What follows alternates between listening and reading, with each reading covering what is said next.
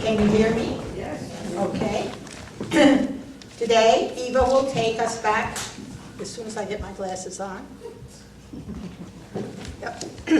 Today, Eva will take us back to some of the watershed periods of the 20th century as she experienced them. Now, can you hear me? Shall I do it again? We're going to do the watershed periods of the 20th century as Eva experienced them. We were there too, of course, so I'm sure Eva's selections will stir your own memories. But let's begin. And now, do you want me to hold it for you, or do you want to hold it at the same time? No, I'll hold it. Okay, yeah. Go for it. Hello, greetings everyone.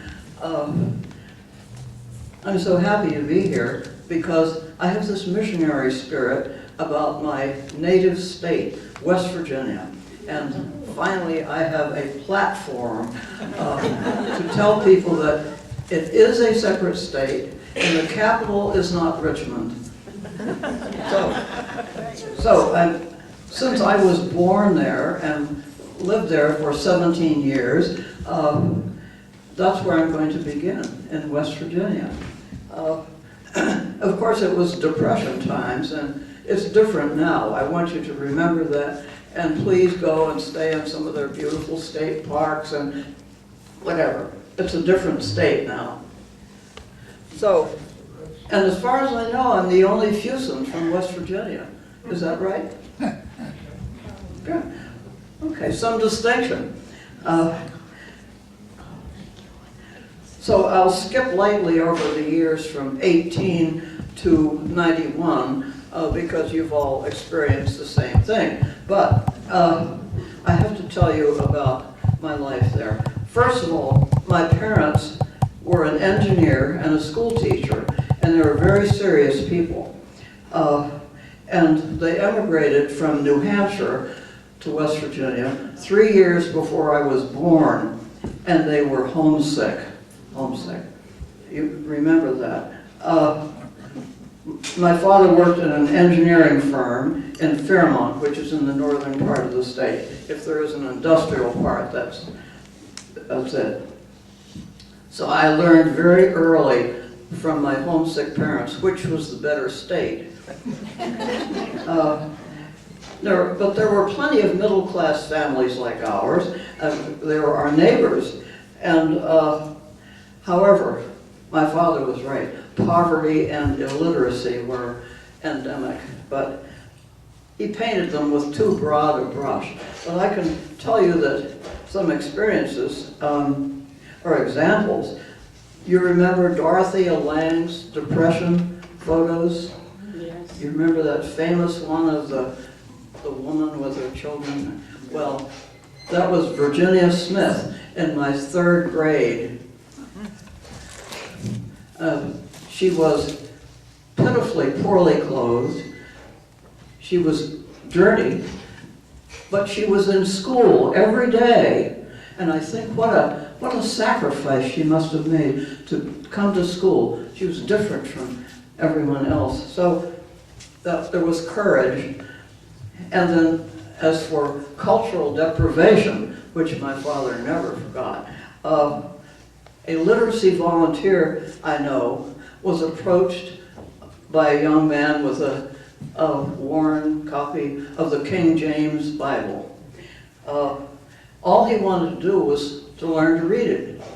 And the literacy volunteers person said, well, there were new translations that with easier words that might be better for him to start with. And he said, no, ma'am. If the King James Version was good enough for Jesus Christ, it's good enough for me. So, you know, that's like shooting fish in a barrel, and I hate to tell you that, but it's true. So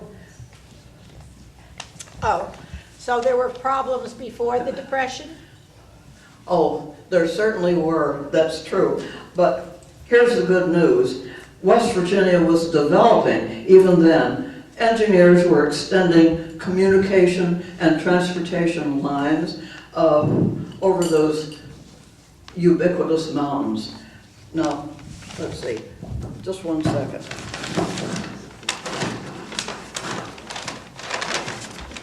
Here is West Virginia. From north to south and east to west, mountains. So I'll pass this around. Yeah, so you can see a lot of mountains there. And the new roads you see were not there, of course. It was just secondary. Hold up your, use your microphone. Oh, secondary roads, yeah. Then, well, so, however, I want to tell you some good things. For us 7 Herbert kids, we had a first-class school. It was newish, and it was bright and spacious, big playground, excellent, cheerful teachers. I think she turned it off. Turn it on. Push it up. No? Yes. Okay. Okay. New school. Wonderful. Teachers are great. I loved going to school, and I learned more than the 3 R's there. I remember in 3rd grade discovering that we were differently gifted with intellect.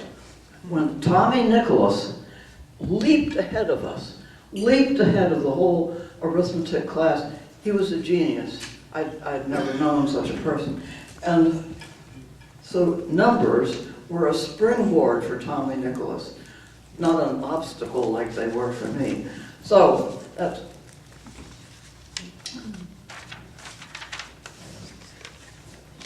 Now, let me see. Another aspect of being in West Virginia, not in New Hampshire, what really bugged my father was politics. He was an ardent Republican. And you remember the Depression era? You remember who was president? And his wife? Well, but I don't understand how people like my father could fail to understand the great social revolution that was going on then with the CCC and the PWA and the WPA and the best of all, Social Security. There's a mystery. But, however, I want to pass around a map, and I want to tell you that everyone, I mean, there were, of course, a lot of Republicans, strange to say, but there were many people who appreciated Roosevelt and especially his wife. Eleanor came down to the mountains and to the homes of the poor people, and she taught them about nutrition and about how to make a better life, whatever she could, went into their homes. And here, on this map, you'll see the town of Eleanor. So you can pass it. And the people there still remember why it's called Eleanor.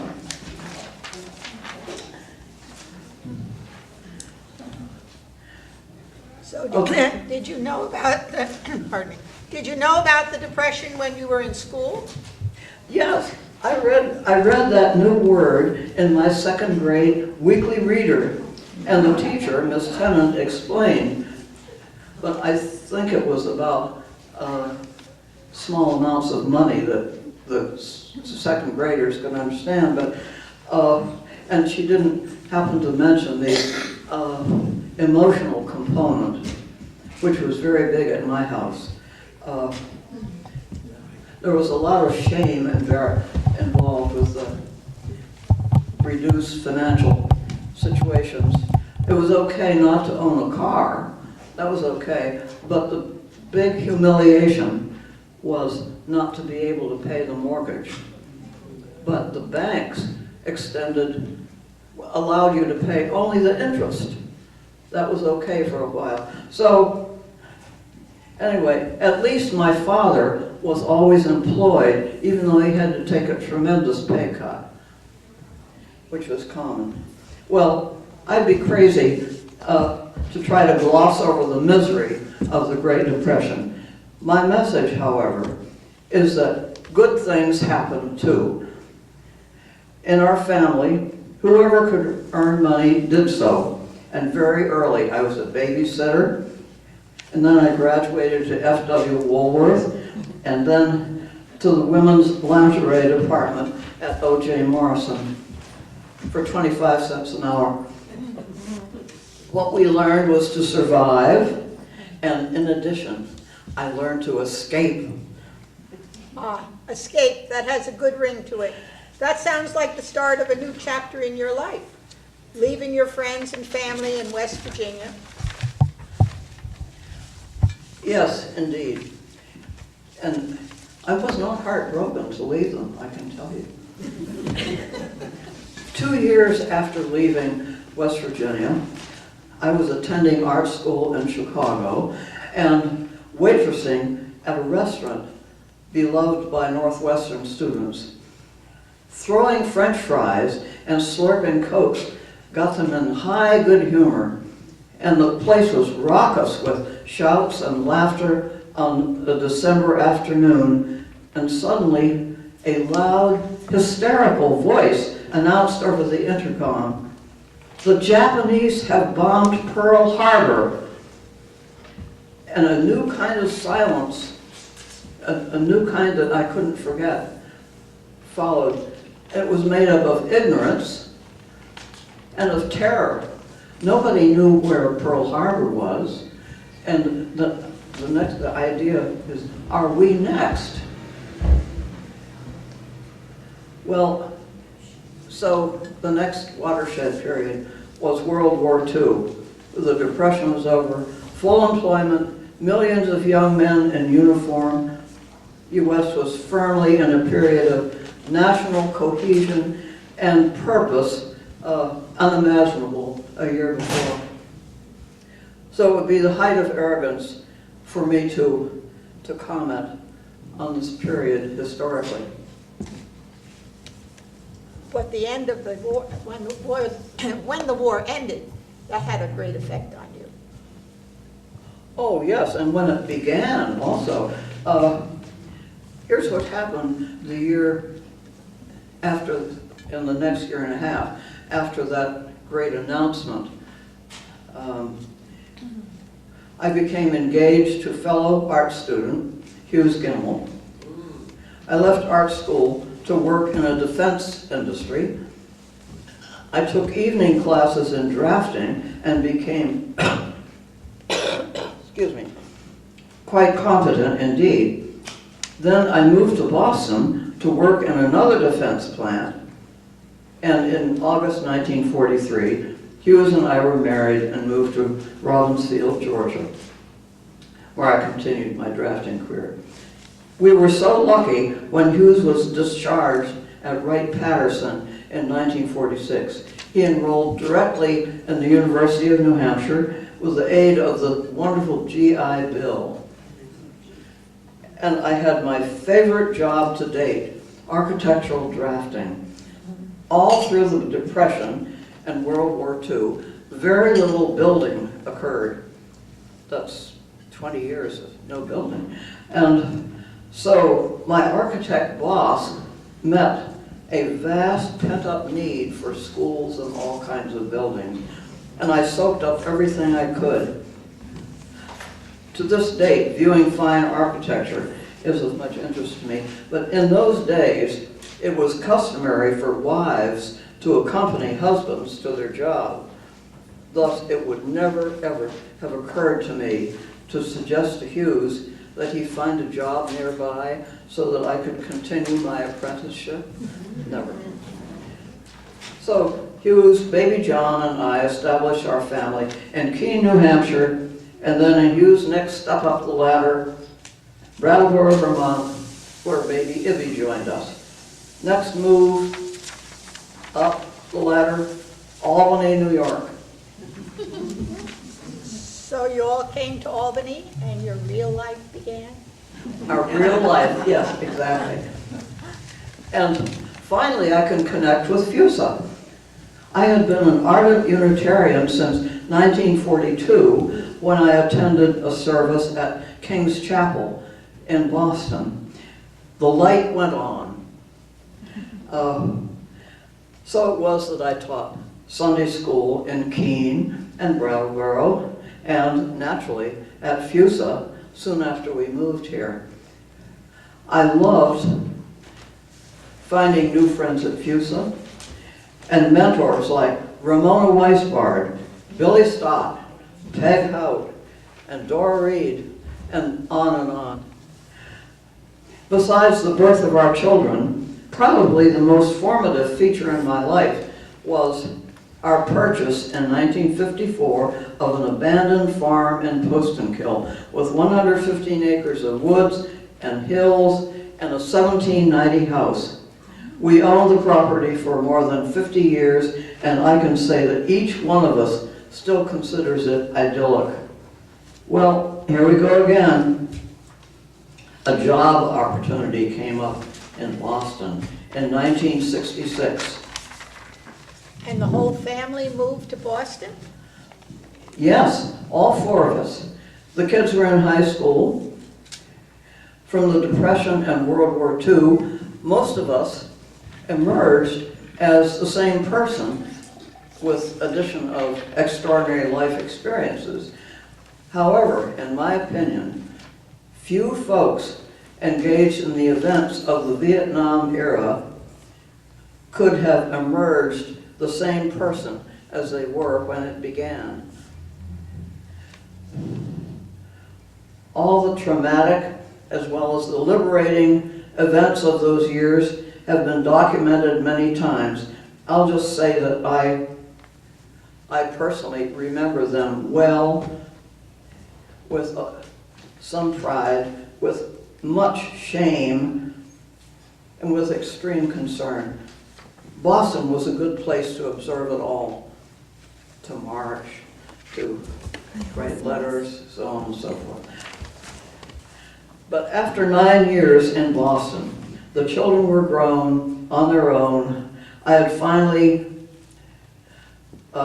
finished my journalism degree, and it was time to move again. We were both homesick for Postenkill. Fortunately, we had not sold our property. And Hughes found a job, work with engineering firm, and I worked for geologist engineers. And did you move back into the farmhouse? No, we had rented the farmhouse. So we built a simple cottage on the foundation of an old barn. And we retired in 1985 at 65 years in fine health. In Postenkill, I became a happy volunteer at the library, which was emerging from mom and pop library, and I helped it into the 20th, 21st centuries with PR and fundraising. Also, the best part of retirement, FUSA was about to celebrate its sesquicentennial, and Barbara Sekelic invited me to be chair of History and Archives. I loved working on that celebratory sesquicentennial history book, and Arlene and I are the only two left of the 10 writers.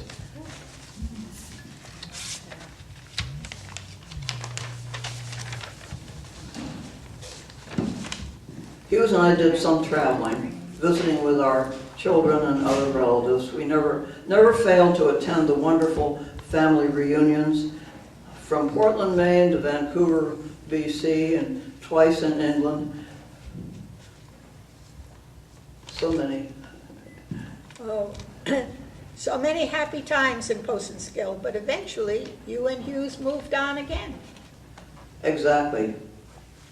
I was slowed somewhat in my 80s by rheumatoid arthritis, then really slowed down at age 88 by an interstitial lung disease.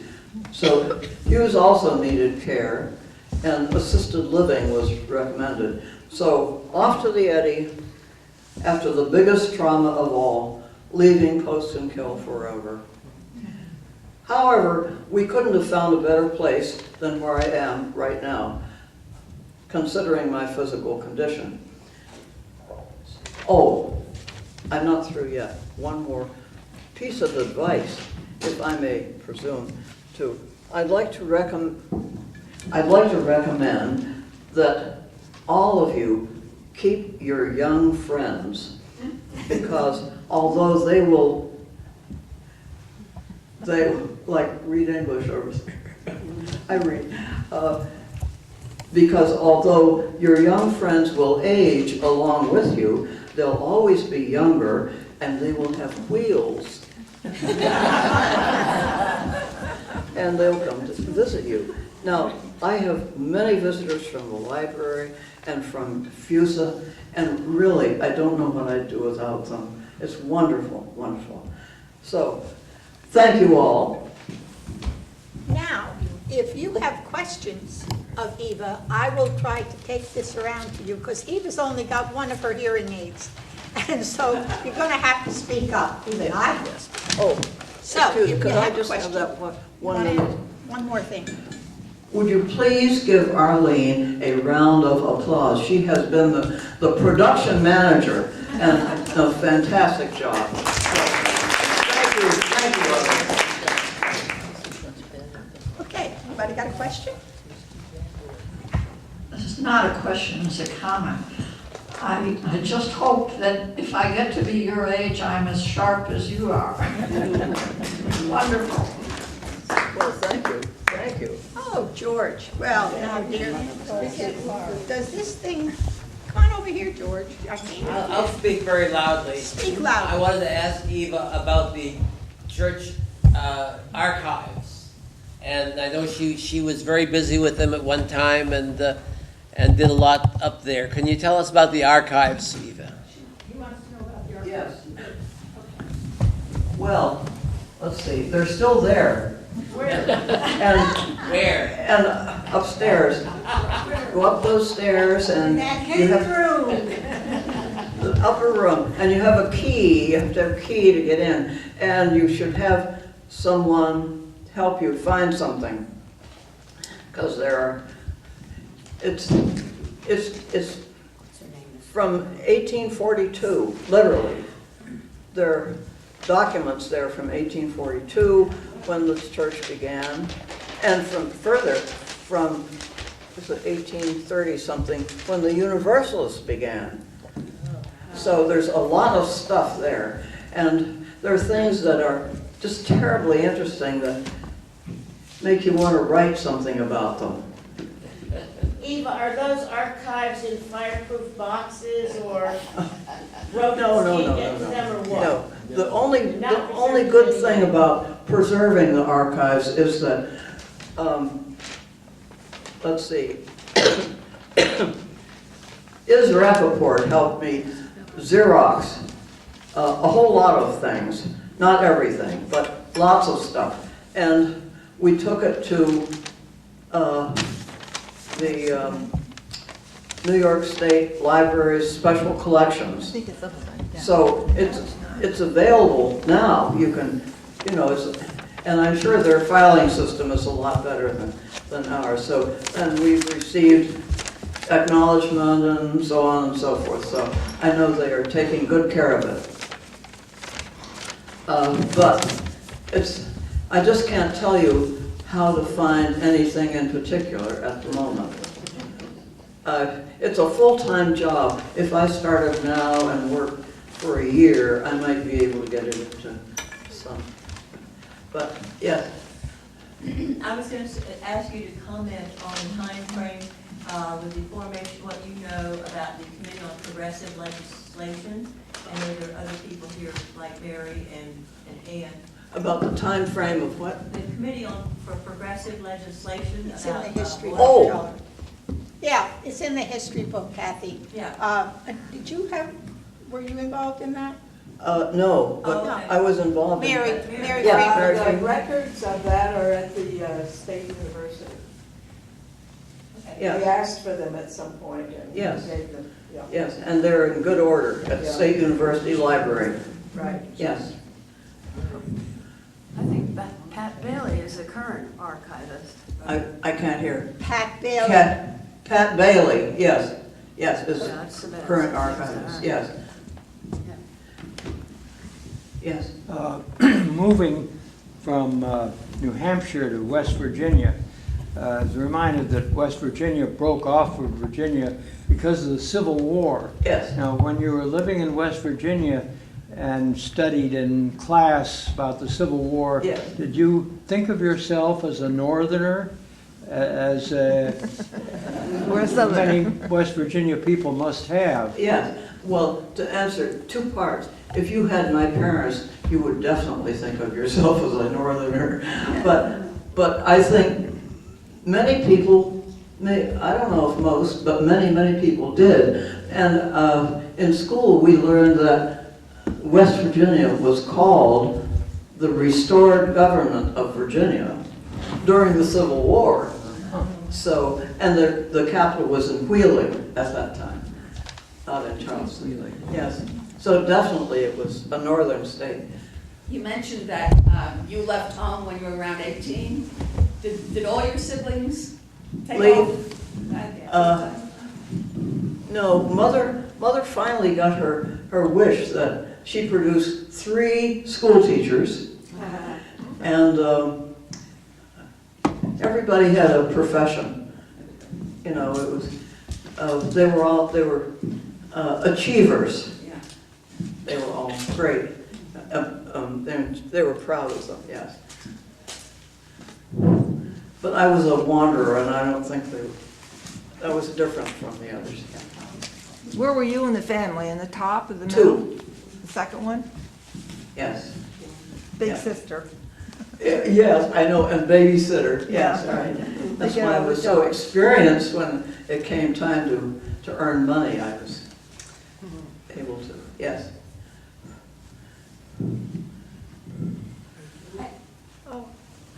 Oh, Kathy, For you, and when you've been studying the history of FUSA, is there a particular period or a couple events that are most interesting to you? oh, yes, I think so. At one time, FUSA was very small. You know, someone told me that one Sunday there were 20 people in the pews. And if you look at the old records, you'll see very small. And however, the women's organizations were always thriving. And they made money. They made great money with silver teas and bridge parties and all kinds of things. However they could make money. And they also, during the Depression, they sewed layettes for poor people. They did wonderful things. And there were probably as many people, women, in those women's organizations as there were in the congregation. And so I asked one of my good old buddies, it was so great to talk to these people who were still alive, who had preserved the congregation. And I asked them what kept them together. And the 2 of them said almost the very same words, because we thought about things in the same way. That's what they didn't talk about, you know, theological history or anything. It's just, and I think that's what I like about FUSA today. I think. I don't know. That seems like a kind of illiterate answer. We could talk about all kinds of great movements and so forth, historical, but I think that's still the crux of it, because we think about things in the same way, or similar way. Yeah. So that period is important, and in fact, the men's groups, they didn't necessarily come to church on Sunday, but they had, you have to read in the history, they had incredible meetings about new technologies for water and sewer, and you know, it was just an amazing time. Martha. I was just going to say, before you said that when I first arrived, the women's groups were wonderful. Yeah. And I was going to say, and I'll say it, But we were the only people in the kitchens. When the men had a meeting, we cooked their dinners. Do you remember that? Yes, yes. Yeah. And times have changed. Well, Fred and Sam and, Yeah, they got together and decided that they ought to did do a lot of the something. kitchen things like Yeah. that. Breakfast. But in the very beginning, when I was here, which was Oh, yeah. 58 or something. Didn't they have a name? We had initials that were our name, the women's group. Women's It was Alliance. You something, they came right from Boston. I mean, It there was the Women's Alliance. Yeah. Women's Alliance. Yeah. UUWF, that was it, yep. Then we went to Women Together, we had that for a number of years, yep. Yes. Then Well, we had Lay Women's Sunday, yes, which I will never forget. yes. Actually, that's what we called it, Lay Women's Sunday. Tell that one. Oh, yeah. What did you So- do on Lay Women's Sunday? Lay Women's Sunday. Alfreda Hart came up with a sermon. We all tried. Remember this? You were involved with that, Pam. And we were breaking out in a sweat because we couldn't come up with anything decent.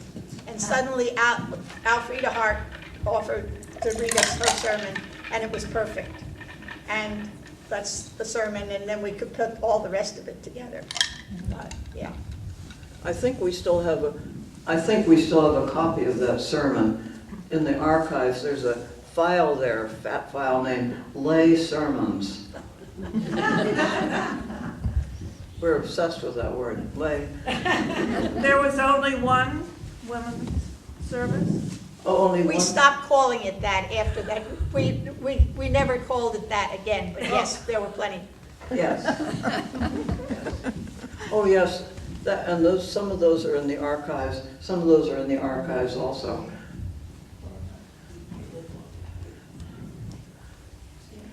So there's great stuff in the archives. There was a women's group that Billy Stott organized, and it was named after a person they admired in the congregation. Can't come up with the name right now, but they also raised money. That women knew that that's their job, raise money. And I'm not talking about a small percentage. I'm talking about a major percentage of the church funds that they knew they had to raise, and they did it. So, good for the women. Of course, the men were okay too.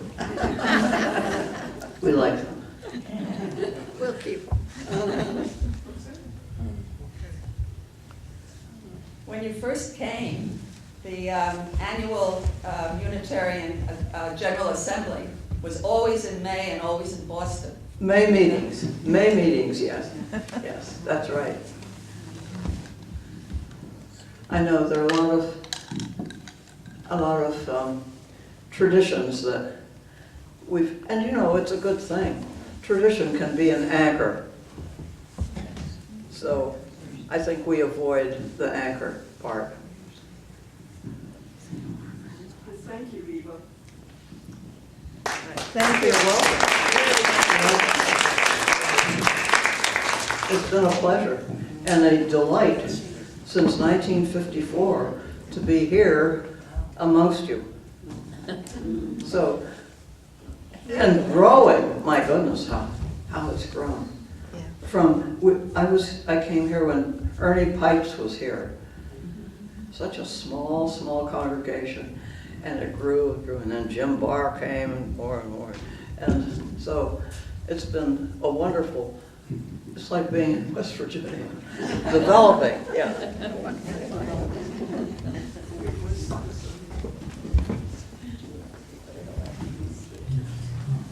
Well, thank you so much. Thanks, You're Arlene. welcome. You're welcome. And thank Arlene. Yeah. Yes.